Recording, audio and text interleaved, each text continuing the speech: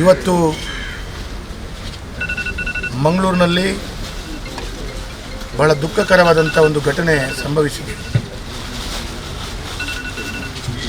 ಬೆಳಿಗ್ಗೆ ಮುಂಜಾನೆ ಸರಿಸುಮಾರು 4-4:15 ಗಂಟೆಯ ಹೊತ್ತಿಗೆ ಬಹಳ ಭೀಕರವಾದಂಥ ಮಳೆ ಬರ್ತಿರುವಂಥ ಸಂದರ್ಭದಲ್ಲಿ ಮಂಗಳೂರಿನ ಪಂಪೆಲ್ನಿಂದ ಗರೋಡಿ ಕ್ಷೇತ್ರದ ಹೋಗುವಂಥ ಮುಖ್ಯ ರಸ್ತೆಯಲ್ಲಿ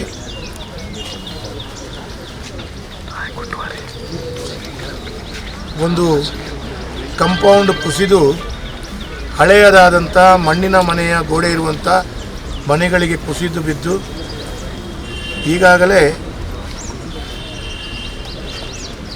ಬಂದಂಥ ಪೊಲೀಸ್ ವರದಿ ಮತ್ತು ಇನ್ನಿತರ ಜನರ ಅಧಿಕಾರಿಗಳಂತ ತಿಳ್ಕೊಂಡ ಹಾಗೆ 3 ಜನರ ಜೀವಕ್ಕೆ ಅಪಾಯ ಹಾಗೆ ಜೀವ ಹಾನಿಯಾಗಿದೆ ಅಂತೇಳೋದನ್ನು ತಿಳ್ಕೊಂಡು ಬಂದಿದೆ. ಇನ್ನೂ ಕೆಲವರಿಗೆ ಪೆಟ್ಟಾಗಿದೆ. ಅದು ಅವರು ಚಿಕಿತ್ಸೆ ಮಾಡುವಂಥ ರೀತಿಯ ಎಲ್ಲ ಕೆಲಸ ಕಾರ್ಯಗಳಾಗ್ತಾ ಇದೆ. ಒಟ್ಟಾರೆ ಈಗಾಗಲೇ ನಾನು ಇನ್ನು ಇದಾದ ನಂತರ ಆಸ್ಪತ್ರೆಗೆ ಹೋಗಿ ಭೇಟಿ ಕೊಟ್ಟು ಚಿಕಿತ್ಸೆ ಇರುವಂಥ ಎಲ್ಲ ಬಂಧುಗಳನ್ನು ಕೂಡ ಅವರ ಆರೋಗ್ಯ ವಿಚಾರಣೆ ಮಾಡುವಂಥದ್ದು, ಅಧಿಕೃತವಾಗಿ ವೈದ್ಯರ ಹತ್ರ ಮಾತಾಡಿಸ್ಕೊಂಡು ಅದರ ಎಲ್ಲ ಸಂಪೂರ್ಣವಾದಂಥ ಮಾಹಿತಿಗಳನ್ನು ತಿಳ್ಕೊಳ್ಳುವಂಥ ಪ್ರಯತ್ನಗಳನ್ನು ಮಾಡಿ ಆ ಕಂಪೌಂಡ್ ದೊಡ್ಡದಾದ ಕಂಪೌಂಡು ಎಕರೆಗಟ್ಟಲೆ ಇರುವಂಥ ಕಂಪೌಂಡ್ನಲ್ಲಿ ಭಾಳ ಹಳೆಯ ಪುರಾತನವಾದಂಥ ಮಣ್ಣಿನ ಮನೆ ಇರುವಂಥ ಒಂದೇ ಮಾಡಿನ ಅಡಿಯಲ್ಲಿ 4 ಮನೆಗಳು, ಸಣ್ಣ ಮನೆಗಳು, ಕೂಲಿ ಕಾರ್ಮಿಕರಿಗೆ, ಕಾರ್ಮಿಕ ವರ್ಗದವರಿಗೆ ಉಳ್ಕೊಳ್ಳುವಂಥ ದೃಷ್ಟಿಯಲ್ಲಿ ಇದ್ದಂಥ ಮನೆಗಳು.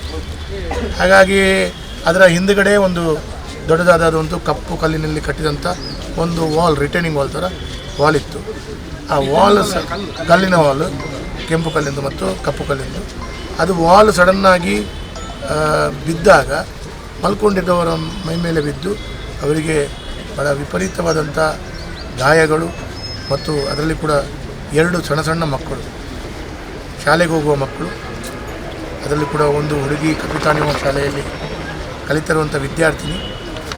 ಈಗಾಗಲೇ ಕಂಪೌಂಡು ಕಟ್ಟಿ ಹಲವಾರು ವರ್ಷ ಆಯಿತು ಅಂತ ಹೇಳಿದ್ರೆ ಈ ಭಾಗದ ಸಾರ್ವಜನಿಕರು ಹೇಳ್ತಾ ಇದ್ದಾರೆ. ಮತ್ತು ಈ ಮಂಗಳೂರಿನ ಈ ಪರಿಸರದ ಹಿಂದುಭಾಗ ಎತ್ತರ ತಗ್ಗು ಪ್ರದೇಶ ಹಾಗಿರುವಾಗ ಎತ್ತರದ ನೀರುಗಳು ಕೆಳಗಾಗಿ ಕರೆಯುವಾಗ ಪುರಾತನವಾದಂಥ ಹಳೆಯ ಒಂದು ರೀತಿಯ ಕಂಪೌಂಡರ್ ಆದರೆ ಆ ಕಂಪೌಂಡ್ ಗಟ್ಟಿ ಇರದೆ ಇರಲಿಕ್ಕೂ ಸಾಧ್ಯತೆಯೂ ಇದೆ. ಅದು ಗೊತ್ತಿಲ್ಲ. ಅದಕ್ಕೆ ಅಧಿಕಾರಿಗಳು ಬಂದು ವೀಕ್ಷಣೆ ಮಾಡಿ ಅದರ ರಿಪೋರ್ಟನ್ನು ತಯಾರು ಮಾಡ್ತಾರೆ. ಅದೇ ಪ್ರಕಾರ ಪೊಲೀಸ್ನವರು ಕೂಡ FIR ಅನ್ನು ದಾಖಲಿಸ್ತಾರೆ. ಈಗಾಗಲೇ ನನಗೆ ಬೆಳಿಗ್ಗೆ ವಿಷಯ ಗೊತ್ತಾದ ಕೂಡಲೇ ನಾನು ಜಿಲ್ಲಾಧಿಕಾರಿಗಳಿಗೆ ಮಾತಾಡಿದ್ದೇನೆ.